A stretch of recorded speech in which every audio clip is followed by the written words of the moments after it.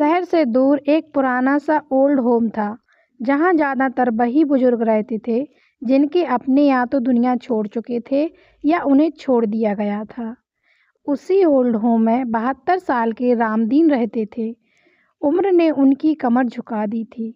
आंखों में रोशनी कम हो चुकी थी, लेकिन दिल अब भी अपने बेटे मोहित के इंतजार में धड़कता था। शाम वो गेट के पास बैठ जाते थे और शायद आज मेरा बेटा मिलने आ जाए। 3 साल पहले मोहित ने उन्हें यहाँ छोड़ दिया था। उस दिन मोहित बहुत अच्छे कपड़े पहने आया था। उसने कहा था, पिताजी बस कुछ दिन की बात है, मुझे कनाडा जाना है। वहाँ से सेटल होकर आपको अपने पास बुला लूँगा। यहाँ आपके लिए सब सुविधाएं हैं। रामदीन ने बेटे की आंखों में सपने देखे और बिना सवाल किए हामी भर दी। पिता को क्या पता था कि यह विदाई आखिरी भी हो सकती है। शुरुआत के कुछ महीने तक मोहित के फ़ोन आते रहे। कहीं कहता रहा काम बहुत है, कभी टाइम जोन का बहाना बनाता रहा। फिर धीरे धीरे फ़ोन कम हो गया आना। रामदीन हर कॉल के बाद दूसरों को गर्व से बताते, मेरा बेटा विदेश में है, लेकिन अंदर ही अंदर उनका दिल डरने लगा था। एक दिन ओल्ड होम में नए मैनेजर की नियुक्ति हुई। उनका नाम था आरव। आरव तेज नज़र और गहरी सोच वाला इंसान था। उसने जल्दी ही महसूस किया कि रामदीन बाकी बुजुर्गों से अलग हैं। वे अक्सर रात को चुपचाप रोते थे। एक दिन आरव ने हिम्मत करके पूछ ही लिया, बाबा आप इतने उदास क्यों रहते हैं? रामदीन की आंखें भर आईं, पर उन्होंने बस इतना कहा, बेटा बड़ा होकर दूर चला गया है तो बुढ़ापा सबसे बड़ा बोझ बन जाता है। उसी रात रामदीन को नींद नहीं आई। उन्हें अचानक याद आया कि जिस दिन मोहित उन्हें छोड़ने आया था, वो अपना चश्मा उनकी गाड़ी में भूल गया था। तभी उन्होंने ध्यान नहीं दिया था। अब सोचने लगे कि शायद उस दिन कुछ गलत हो गया हो। उनका मन बेचैन होने लगा। अगले हफ्ते ओल्ड होम में एक कार्यक्रम था। उसी दौरान आरव ने गलती से रामदीन का पुराना फाइल देख लिया। उसमें मोहित के साइन और कुछ कानूनी कागजात थे। आरव को शक हुआ। उसने चुपचाप जांच करना शुरू किया। उसने पता चला कि मोहित कनाडा भी कभी गया ही नहीं था।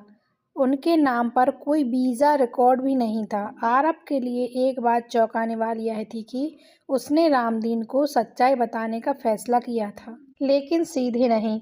उसने कहा, बाबा अगर आपका बेटा वापस आ जाए तो आप उससे क्या कहेंगे? रामदीन बोले, कुछ नहीं बेटा, बस गले लगा लूँगा। कुछ दिन बाद आरव ने मोहित की बहन राधा को ढूंढकर निकाला। राधा ने रोते हुए सच्चाई बताई, मोहित ने पिता की संपत्ति अपने नाम करवा ली है और उन्हें ओल्ड होम में छोड़कर नई जिंदगी शुरू कर ली थी। कनाडा की कहानी सिर्फ एक बहाना थी। यह सुनकर आरव को गुस्सा आया, लेकिन रामदीन को सच्चाई बताना और भी मुश्किल हो गया था। एक शाम अचानक मोहित ओल्ड होम आया। महंगी गाड़ी, ब्रांडेड कपड़े और नकली मुस्कान। रामदीन की आंखें चमक उठी। बेटा आ गया। उन्होंने कांपते हुए उसे हाथों से छुआ। मोहित ने कहा, पिताजी आज आपको लेने आया हूँ। रामदीन खुशी से रो पड़े, लेकिन तभी आरव सामने आ गया। उसने शांत आवाज में कहा, मोहित जी पहले कुछ कागजों पर साइन कर दीजिए। मोहित घबरा गया। जब कागज सामने आए तो उसमें संपत्ति वापस पिताजी के नाम करने की शर्त थी। मोहित का चेहरा उतर गया। उसने बहाने बनाने शुरू किए। तभी रामदीन बोले, बेटा अगर तू सच में मुझे अपने साथ ले जाना चाहता है तो मेरी संपत्ति की जरूरत नहीं है। मोहित चुप रह गया। उसकी आंखों में लालच साफ दिख रहा था। सच्चाई सामने आ चुकी थी। रामदीन टूट चुके थे, लेकिन उन्होंने खुद को संभाला। उन्होंने कहा, यहाँ ठीक हूँ। जहाँ प्यार ना हो वहाँ जाना भी जेल जैसा होता है। मोहित शर्मिंदा होकर चला गया। कुछ महीनों बाद रामदीन ने ओल्ड होम में एक बच्चों को पढ़ाना शुरू कर दिया। उनका दर्द अब दूसरों के लिए सीख बन चुका था। आरव ने उन्हें सम्मान के साथ वहीं रहने दिया। अब रामदीन हर शाम गेट पर नहीं बैठते थे, क्योंकि उन्हें समझ आ गया था कि रिश्ते खून से नहीं भरोसे से चलते हैं। मोहित के चले जाने के बाद ओल्ड होम में अजीब सी खामोशी छा गई थी। रामदीन उस रात देर तक नहीं सो पाए। आंखें बंद करते हुए भी बेटे का चेहरा सामने आ जाता था। कभी बचपन की मासूम तो कभी आज की लालची। उन्हें समझ नहीं आ रहा था कि ज़्यादा दर्द किस बात का है, बेटे के धोखे का या अपने भरोसे टूटने का। अगली सुबह आरव उनके कमरे में आया। रामदीन खिड़की के पास खड़े हुए थे, धूप में हाथ सेक रहे थे। आरव ने धीरे से पूछा, बाबा आज तबीयत कैसी है? रामदीन ने हल्की मुस्कान के साथ कहा, अब मन हल्का है बेटा, लेकिन खाली भी। यह कहते हुए उनकी आवाज़ कांप गई। कुछ दिनों तक रामदीन किसी से ज़्यादा बात नहीं करते थे। खाने का स्वाद भी उन्हें फीका लगने लगा था। बाकी बुजुर्ग समझ गए थे कि उनके साथ कुछ गहरा हुआ है, पर कोई पूछने की हिम्मत नहीं करता था। रात को कई बार उन्हें चुपचाप उठकर पुराने फ़ोटो देखने लगते। मोहित की स्कूल की तस्वीरें, पहली साइकिल, पहला इनाम। एक शाम राधा ओल्ड होम आई। उसने अपने पिता के पैर छुए और फूट-फूट कर रो पड़ी। बोली, बाबूजी, मुझसे गलती हो गई। मैंने सब कुछ जानते हुए भी चुप्पी साध ली। रामदीन ने उसे उठाया और कहा, बेटी, गलती तब होती है जब इंसान सच जानकर भी गलत का साथ दे।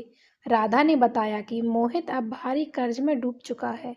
उसने पिता की संपत्ति गिरवी रख दी थी और अब उसे वापस पाने के लिए नाटक कर रहा है। यह सुनकर रामदीन को गहरा झटका लगा। उन्होंने आंखें बंद कर लीं, मानो किसी ने आखिरी उम्मीद भी छीन ली हो। उसी रात रामदीन की तबीयत अचानक बिगड़ गई। सांस फूलने लगी। ओल्ड होम में हड़कंप मच गया। आरव ने तुरंत एम्बुलेंस बुलाई और अस्पताल में डॉक्टर ने बताया कि उन्हें हार्ट अटैक की शुरुआत थी। समय पर लाए हैं, वरना हालत बिगड़ सकती थी। अस्पताल के बाहर आरव चुपचाप बैठा था। उसके मन में एक ही सवाल चल रहा था, क्या मोहित को खबर करनी चाहिए? बहुत सोचने के बाद उसने फ़ोन किया। मोहित कुछ देर तक चुप रहा, फिर बोला, अभी मैं बिजी हूँ, बाद में देखता हूँ। फ़ोन कट गया। 3 दिन बाद अस्पताल में रहने के बाद रामदीन की हालत स्थिर हुई। जब उन्हें होश आया तो उन्होंने सबसे पहले सवाल पूछा, मोहित आया? आरव कुछ नहीं बोला, बस सिर झुका लिया। रामदीन समझ गए। अस्पताल में लौटने के बाद रामदीन बिल्कुल बदल चुके थे। अब वे दूसरों को समझाने में लगे रहते थे। नए आए बुजुर्गों से कहते थे, बेटा अगर साथ ना दे तो खुद को कमज़ोर मत समझना। उनकी बातों में दर्द भी था और अनुभव भी। एक दिन ओल्ड होम में एक नए बुजुर्ग आए, श्यामलाल। उनके बेटे ने भी उन्हें यह कहकर छोड़ दिया था कि बिजनेस के लिए बाहर जा रहा है। रामदीन ने उनकी कहानी सुनी और पहली बार खुलकर रोए। उन्होंने श्यामलाल का हाथ पकड़कर कहा, हम सब एक जैसी कहानी से हैं। इसी दौरान मोहित एक बार फिर आया। इस बार उसका आत्मविश्वास टूटा हुआ था। कपड़े सस्ते, चेहरा थका, उसके सामने आकर कहा, पिताजी, मुझसे बहुत बड़ी गलती हो गई है। रामदीन ने उसकी तरफ देखा, लेकिन आंखों में ना गुस्सा था ना प्यार, बस शांति। रामदीन बोले, गलती और धोखे में फर्क होता है। मोहित, गलती इंसान अनजाने में करता है, धोखा सोच समझ कर करता है। मोहित चुप हो गया। उसने कहा, मुझे सब वापस चाहिए। रामदीन ने कहा, शांत स्वर में बोले, मुझे नहीं, मुझे अब शांति चाहिए। मोहित खाली हाथ लौट गया। उसी दिन रामदीन ने एक बड़ा फैसला लिया। उन्होंने अपनी बची खुची संपत्ति ओल्ड होम के नाम कर दी, ताकि ऐसे बुजुर्गों की मदद हो सके जिनको अपने बच्चों ने छोड़ दिया है। अब रामदीन रोज सुबह बच्चों को कहानियाँ सुनाते थे, ऐसी कहानियाँ जिनमें सच छुपा होता था। वो कहते थे कि बेटा, माँ बाप बोझ नहीं होते हैं, वो जड़ होते हैं। जड़ कट जाए तो पेड़ खड़ा दिखता है, पर अंदर से सूख चुका होता है। मोहित के लिए जिंदगी अब वैसी नहीं रही थी जैसी उसने सोची थी। पैसों और सपनों के लिए सहारे अपने पिता को छोड़ा था, वही अब उनके खिलाफ खड़े थे। कर्जदार रोज फोन करते थे, दोस्त रास्ता बदल लेते थे, और जिस बहन को वह कभी हल्के में लेता था, वही अब उससे नजरें चुरा रही थी। मोहित को पहली बार महसूस हुआ कि इंसान जब अपनों को खो देता है तो दुनिया भी पराई लगने लगती है। एक रात मोहित अपनी गाड़ी में अकेला बैठा था, वही गाड़ी जिसमें कभी उसने पिता को छोड़ने के बाद ठहाके लगाए थे। अचानक उसकी नज़र सीट के पीछे पड़ी, एक पुरानी चीज पर पड़ी, एक टूटा हुआ चश्मा। मोहित का दिल जोर से धड़का। वह वही चश्मा था जो रामदीन उस दिन भूल गए थे। मोहित ने कांपते हाथों से उसे उठाया। उस पल सारी यादें लौट आईं। मोहित को याद आया कि उस दिन उसने अपनी बहन को हंसते हुए कहा था कि कनाडा जाना तो बस बहाना था, बूढ़े को यहाँ से छोड़ दिया। उस वक्त उसे यह मजाक लगा था। आज वही शब्द जहर बनकर उसके सीने में उतर रहे थे। उसने पहली बार खुद से सवाल किया, क्या उसने सच में जीत हासिल कर ली थी? अगली सुबह मोहित बिना बताए ओल्ड होम पहुंचा। रामदीन बच्चों के बीच बैठे हुए कहानी सुना रहे थे। मोहित दूर खड़ा सब देखता रहा। उसके पिता अब कमजोर नहीं रह गए थे, बल्कि सुकून में दिख रहे थे। यह देख मोहित का सिर झुक गया। कहानी खत्म होने के बाद मोहित आगे बढ़ा। रामदीन ने उसे देखा, लेकिन कोई प्रतिक्रिया नहीं दी। मोहित ने टूटे हुए चश्मे को लेकर उनके हाथ में रखते हुए कहा, पिताजी, यह उस दिन गाड़ी में रह गया था। रामदीन ने चश्मे को देखा, फिर मोहित की आंखों में देखा। उनकी आंखों में आंसू नहीं थे, बस गहरी थकान थी। मोहित फूट पड़ा, बोला, मैं हार गया हूँ। पिताजी सब कुछ खो चुके थे। रामदीन ने शांत आवाज में कहा, तू हार गया था जब तूने मुझे बोझ समझा था। ये शब्द मोहित के लिए किसी सजा से कम नहीं थे। मोहित ने माफी मांगनी चाही, लेकिन शब्द साथ नहीं दे रहे थे। रामदीन ने कहा, माफी शब्दों से नहीं, बदलाव से मिलती है। उन्होंने आगे कहा कि उन्होंने अपनी संपत्ति ओल्ड होम के नाम कर दी है। अब कोई लालच बाकी नहीं था। यह सुनकर मोहित जमीन पर बैठ गया। उसे पहली बार एहसास हुआ कि जिस चीज के लिए उसने अपने पिता को छोड़ा था, वही अब हमेशा के लिए उससे दूर हो चुकी है। उस दिन मोहित बिना कुछ कहे चला गया, लेकिन एक बार उसके कदम भारी थे। कुछ हफ्तों बाद खबर आई कि मोहित एक छोटे से शहर में किसी फैक्ट्री में मजदूरी कर रहा है। बहन राधा ने बताया कि वह अब हर महीने कुछ पैसे ओल्ड होम भेजता है, बिना नाम बताए। रामदीन को यह जानकर हल्की तसल्ली हुई। एक सुबह रामदीन ने आरब से कहा कि बेटा, अगर कोई इंसान अपनी गलती समझ ले तो उसे पूरी जिंदगी सजा नहीं मिलनी चाहिए। यह कहते हुए उन्होंने अपनी जेब से वही टूटा हुआ चश्मा निकाला और कहा, इसे संभाल कर रखना। यह याद दिलाएगा कि कुछ देर से ही सही, पर लौटता जरूर है। कुछ समय बाद रामदीन की तबीयत बिगड़ी। इस बार शरीर ने साथ नहीं दिया। आखिरी वक्त तक वे मुस्कुराते रहे थे। उन्होंने आरब से बस इतना कहा, मैं अकेला नहीं जा रहा हूँ, मेरी सीख यही रह जाएगी। रामदीन के जाने के बाद ओल्ड होम के गेट पर एक बोर्ड लगाया गया। यह स्थान उन लोगों के लिए है जो अपने द्वारा छोड़े गए, लेकिन इंसानियत ने उन्हें अपनाया। मोहित अंतिम संस्कार में दूर खड़ा रहा। वह पास नहीं आया। उसकी आंखों में आंसू बह रहे थे। पहली बार उसने दिल से कहा, काश मैंने समय रहते समझा होता। रामदीन के जाने के बाद ओल्ड होम पहले जैसा नहीं रहा।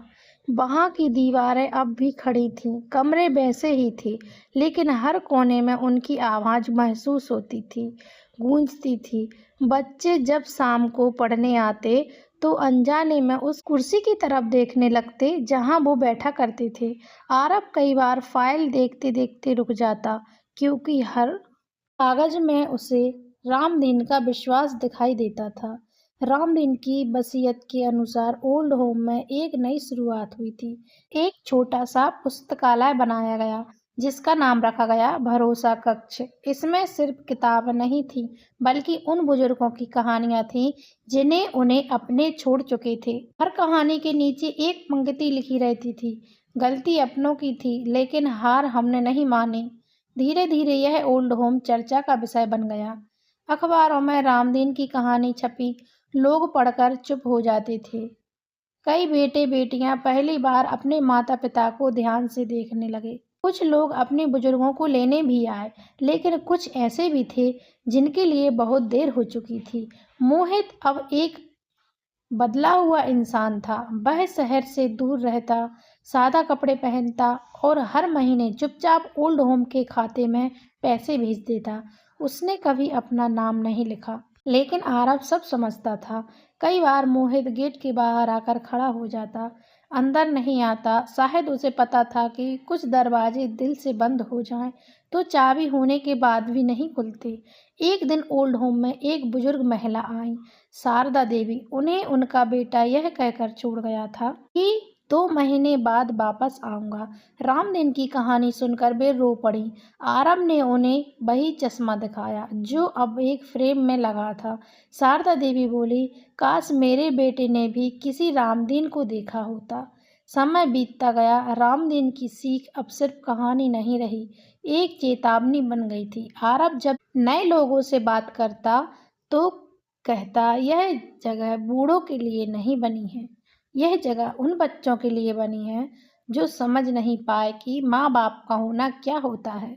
एक शाम ओल्ड होम के बाहर एक छोटा सा बोर्ड और लगाया गया। उस पर लिखा था, अगर आपके माँ बाप जिंदा हैं तो यह जगह आपके लिए नहीं है, आपके पास जाइए। उस दिन कई लोग रुककर वह लाइन पढ़ते रहे। कुछ की तो आंखें नम थी, कुछ तो तुरंत फोन मिलाया। मोहित आखिरी बार तब आया जब ओल्ड होम में रामदीन की बरसी मनाई जाती थी। वह सबसे पीछे खड़ा रहा। जब बच्चों ने मिलकर एक लाइन बोली, माँ बाप बोझ नहीं भगवान का रूप होते हैं, तो मोहित की आंखों से आंसू बह निकले। उसने मन ही मन कहा, मैंने भगवान को ही छोड़ दिया था। वह बिना किसी से मिले चला गया, लेकिन इस बार भागते हुए नहीं, झुके हुए सिर के साथ। रामदीन की कहानी यह खत्म नहीं हुई। वह हर उस घर में जिंदा रही जहाँ किसी बेटे की उसने पिता हाथ थामा था, और हर उस दिल में चुपती रही जिसने स्वार्थ को रिश्तों से ऊपर रखा। तो फ्रेंड्स, वीडियो कैसी लगी प्लीज़ लाइक करें, शेयर करें और कमेंट करके मुझे बताएं, और चैनल को सब्सक्राइब करना ना भूलें। मिलते हैं ऐसी नेक्स्ट वीडियो में, तब तक के लिए बाय बाय।